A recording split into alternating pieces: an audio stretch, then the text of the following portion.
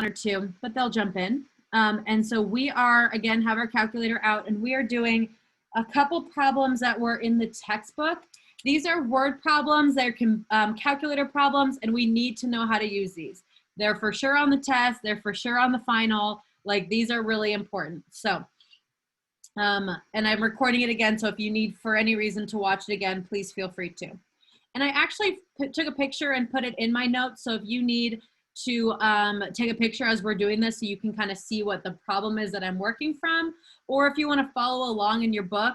I don't exactly remember what page it was, but I know that my PDF doesn't match up with these pages, and so it's just P7. It's whatever the problem set for P7 is that's the page number. So we're doing a couple projectile motion problems. We're doing just like a simple range problem, and then we're doing a box problem. And again, these are super important.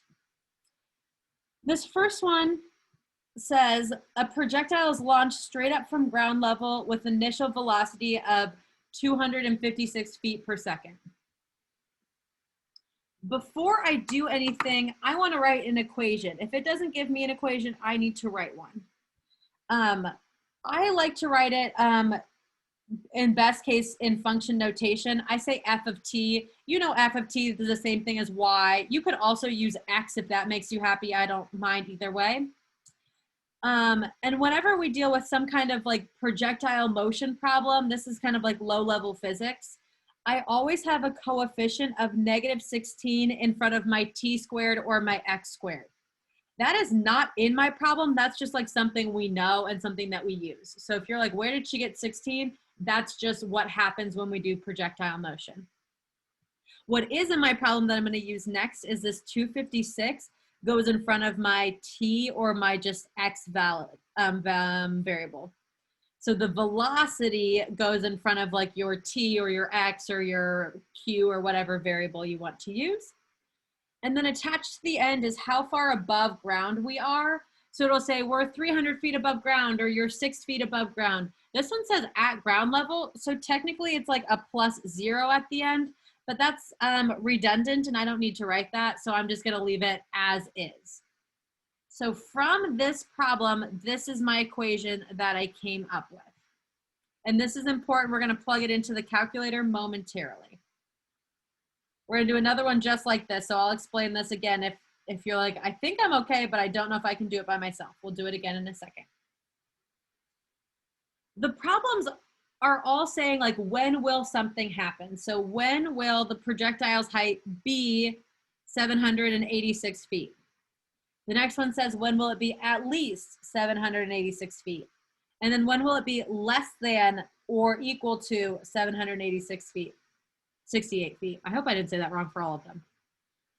768 feet. So this is the same number used in all of them. What is going to happen is all of these answers are different is because they are different intervals. So we're going to graph this. I'm going to graph this orange equation in y1, and I'm going to graph 768 in my y2 so I can find a curve and have an intersection. It's not what you see right here. This is a different problem. I just didn't clear from last period. So I'm gonna go graph, and if you have your calculator, graph with me. If you don't, just watch. -16x squared plus 256x. And then in my y, I have that 768 number. Now you can go graph immediately, but I would bet it's not gonna be in your picture, because it's not in mine. That means I gotta go change my window. If you saw, like, this is the y2 value we're looking at right here, this big 700 number. So I need to be at least bigger than 700. I'm probably gonna go 1000 because I don't wanna have to change it twice. Well, I might still have to change it twice, who knows. I'm gonna go 1000, and I have no idea for my x max. It's probably at least 10, so let me try 10. Doing windows, I wish there's a better science to it, but a lot of it's guess and check and just kind of number sense. So I know I need to be around 1000 because I have to be bigger than 700, and then I have no idea what my x's are. So I'm just guessing this. When I go graph, ooh, it looks like I need to go a little bit higher and a little bit farther to the right. So let's make my window, let's just go all the way to 20. And let's take my Y max to, we'll say 1200. See if that makes it tall enough. Anyone questions on how I'm doing my window, or we're okay with the guess and check? Okay, if questions later, just ask. Okay, this one fit my whole thing, so that's all I care about. It fits, I see everything, we are good. Now, letter A says, when will the projectile's height be 768 feet? I'm just gonna find the intersection. I'm gonna find where the blue curve of the projectile actually meets the red line, which is the height that I wanna get to. So I'm just gonna go second trace, intersect. We need to do first curve. Okay, I'm on the blue curve. Okay, now I'm on the red curve. Now guess, sure, right in the middle. So that intersection on the right side is 12. Since it says, when will it be this number, we will have two exact numbers. X is just two numbers, and one of them is 12. The other one is this intersection over here, and I haven't found it yet. So I'm gonna go find that one. Second trace, intersect.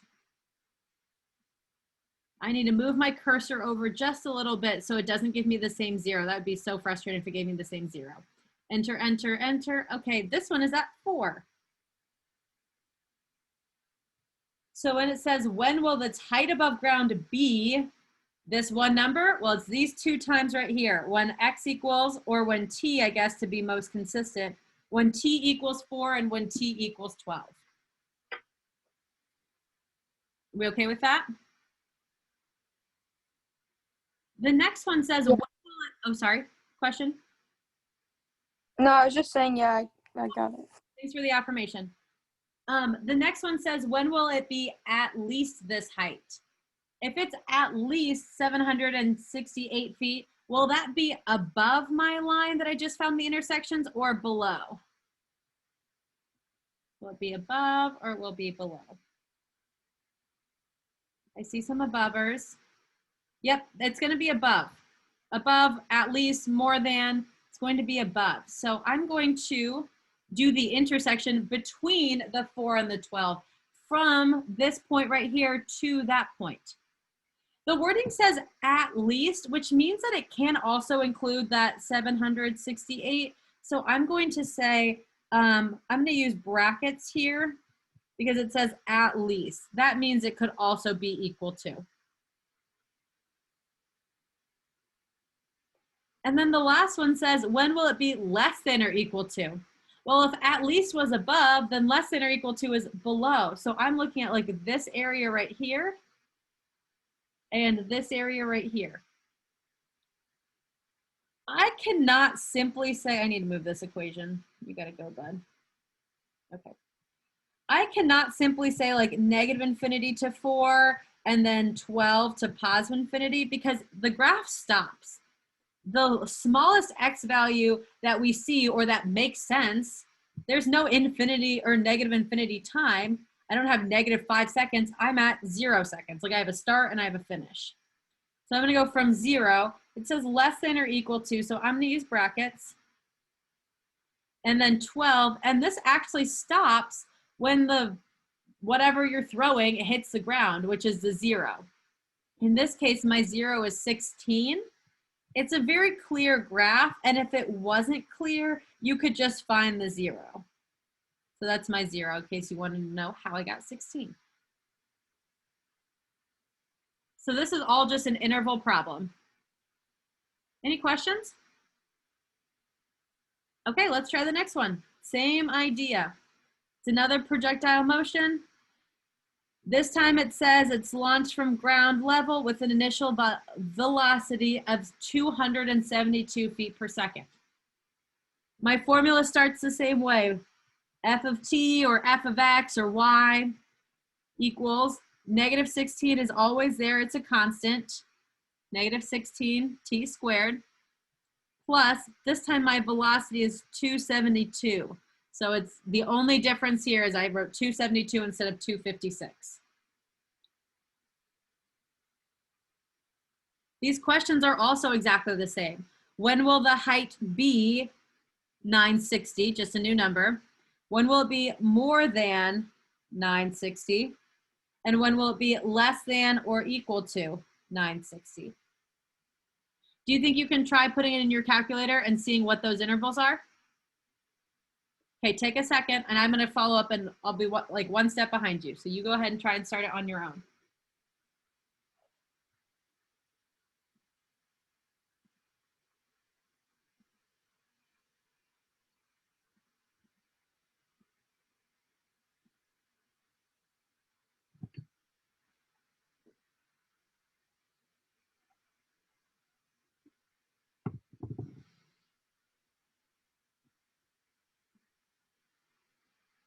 All right, if you need me, I'm here. I'm changing my equation.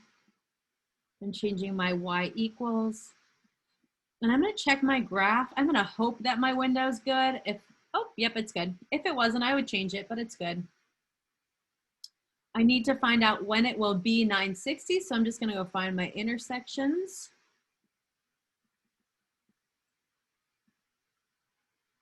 First curve, second curve, enter. Okay, one of them's 12. Okay, that's one of the same ones. Interesting. That's just a weird coincidence. It's nothing else. And then the other intersect, got to move my cursor over. This one is 5. Okay. Since the first question says, when will the height be this? It's just my x equals and my x equals. The next ones are intervals. So when will it be more than? Is that above my line or below my line? Above. I think I saw some friends helping me. Above. So that's everywhere between 5 and 12. So I'm going to write from 5 to 12. Am I going to use brackets or parentheses? Be more than, that doesn't sound equal to, right? Let's use parentheses. More than doesn't seem to include 5 and 12. And then when will it be less than or equal to? Then that's everywhere on the other side. So that's from 0 to 5 right here. And then it's from 12 to whatever the 0 is. And this one looks like a nice perfect one too. 19, 18, 17. I know I stopped at 20, so this one must be at 17. So I believe it will be from 0 to 5, and then from 12 to 17. And it says less than or equal to, so I'm going to use brackets. Bracket, bracket, bracket, bracket. Answer, answer, answer. The questions weren't all that different, but because they're referring to different intervals, my answers are really different.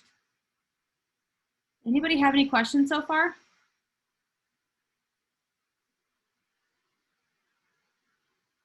Okay, am I good to move on? If not, speak now. Okay, good. I'm going to keep going. This next one says Boyle's law. This is just some weird chemistry physics problem. It's just talking about range. So it says for a certain gas, P equals 400 divided by V, where P is pressure and V is volume. All right, we don't really need to know much. It does say that if 20 is less than or equal to V, which is less than or equal to 40, what's my corresponding range? Essentially, if I were to plug in any number between 20 and 40, what number should I expect out?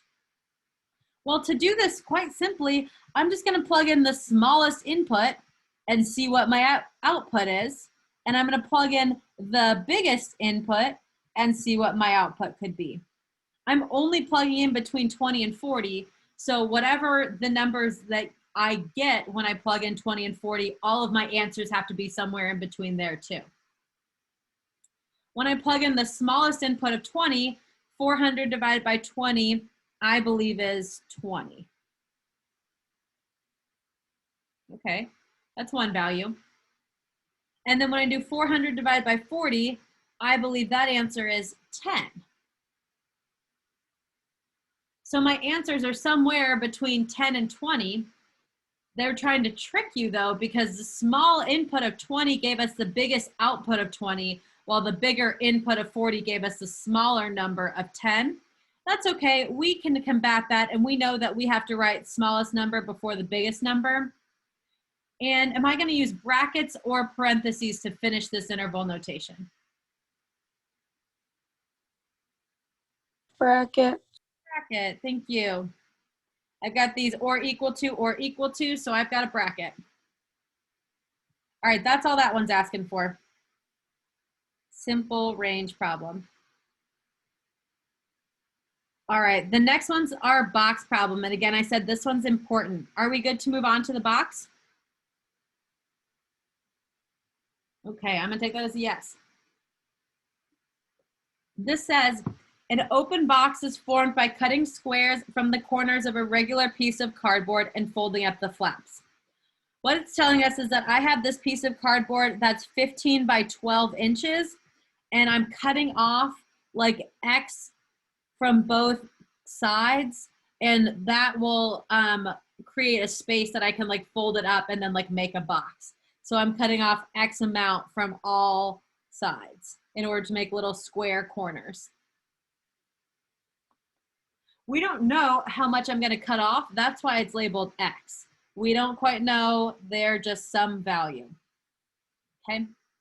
I need to figure out what size corners I should cut in order to make a box with a volume of 125. Do you remember how to find a volume of a box or like a rectangular prism? Do you remember volume? We know area is length times width. Volume is just one more thing. Since it's third dimension, we add another dimension, which is height.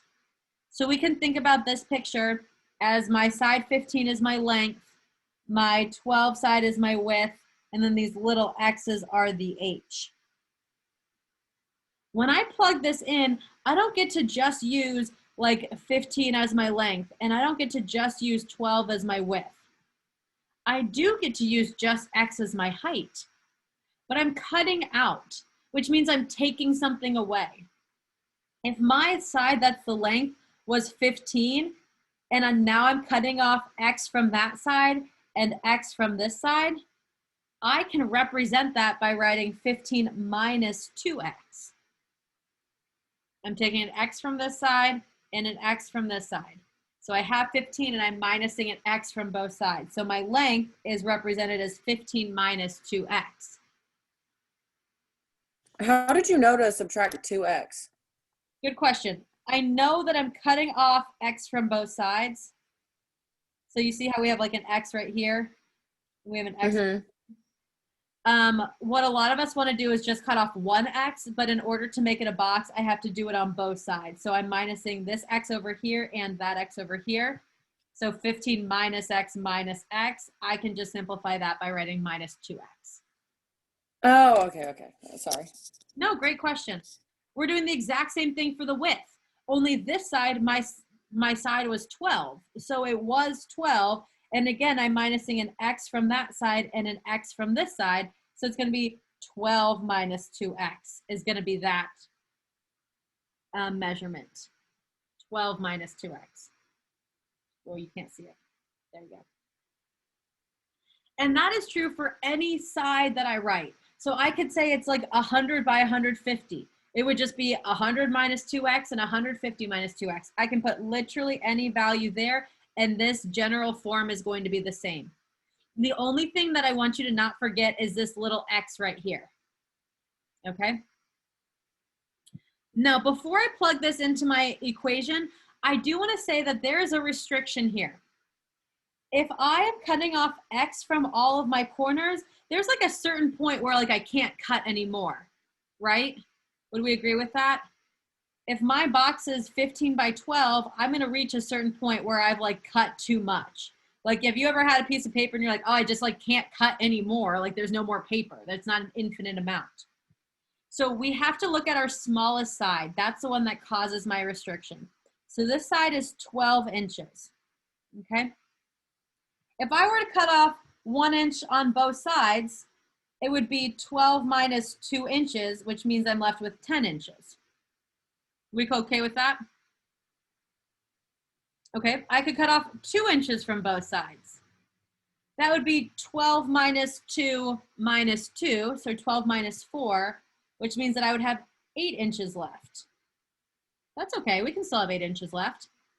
What if I cut off maybe 4 inches from both sides? 12 minus 4 would be 12 minus 8, so I'd be left with 4 inches over here. If I were to cut it right down the middle, I could cut 6 on that side and 6 on that side, and then I would be left with 0 inches. 6 from one side plus 6 from the other side is 12 inches. I ran out of box at 6 inches from both sides. If I tried to cut 8 inches from both sides, I would like not have any more to cut, correct? Right? I would go 8 on this side and then I would only have 4 over here, so I couldn't cut an equal 8 on the other side. I am restricting this. My domain or my input can only be from 0 to whatever half of the smallest size is, smallest side. Half of smallest side. I can't cut more than the smallest side or else I'm out of like cardboard to cut. It has to be half of that, and in this case it's going to be 6. So my like restriction, my input that I'm looking at is between 0 to 6. And if I'm gonna write this in interval notation, we can just use brackets because I could cut nothing or I could cut all of it. That would give me volumes of 0, but it still would be fine. Okay. We'll do another one of these tomorrow so I can show you, but I want us, when we put in the calculator, I'm gonna go to my window and make sure my X only goes from 0 to 6.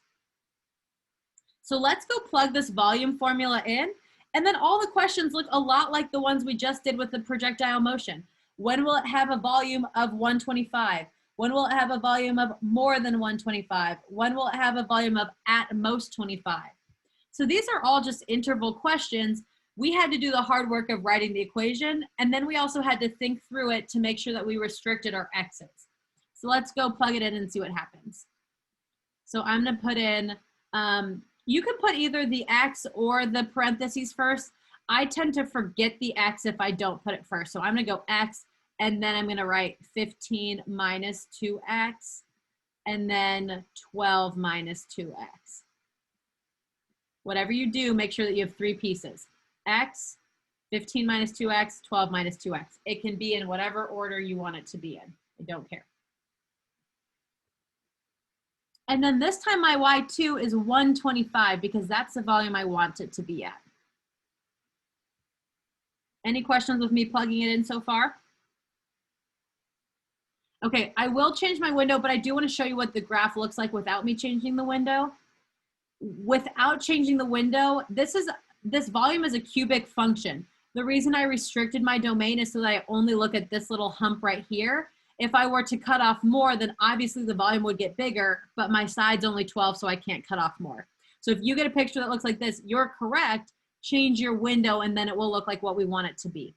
So my window now isn't going to go to 20. It's only going to go to 6.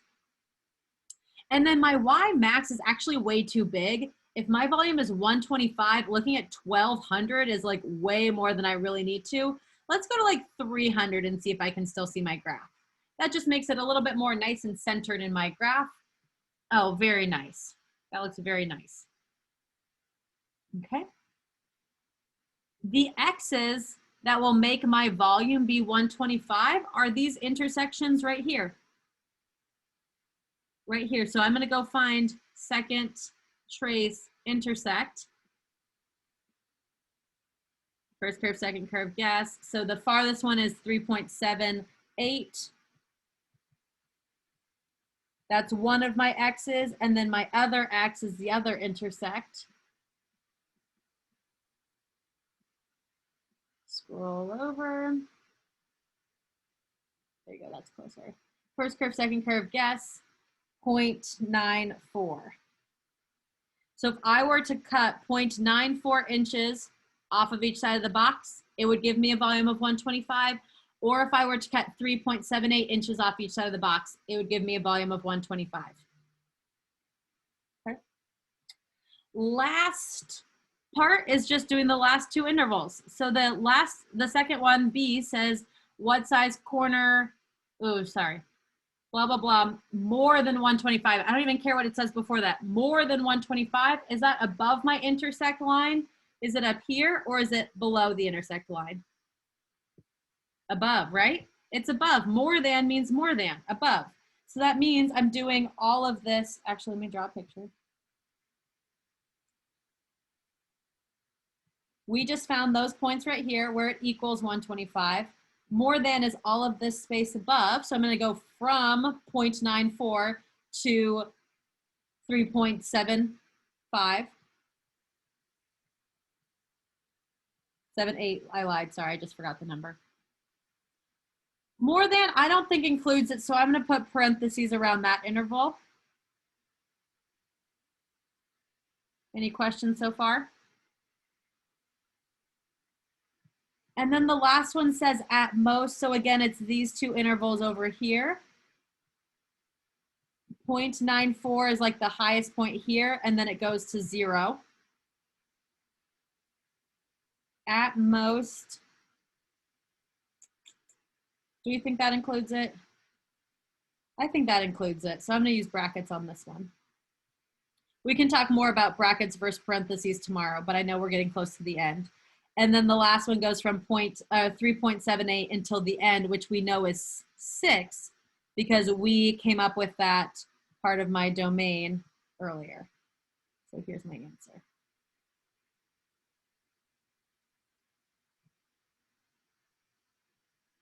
All of these problems we did today, we had to find the intersect, and then we found the interval based on whether it was above or below. Any questions right now? Okay, I'm going to stop screen sharing.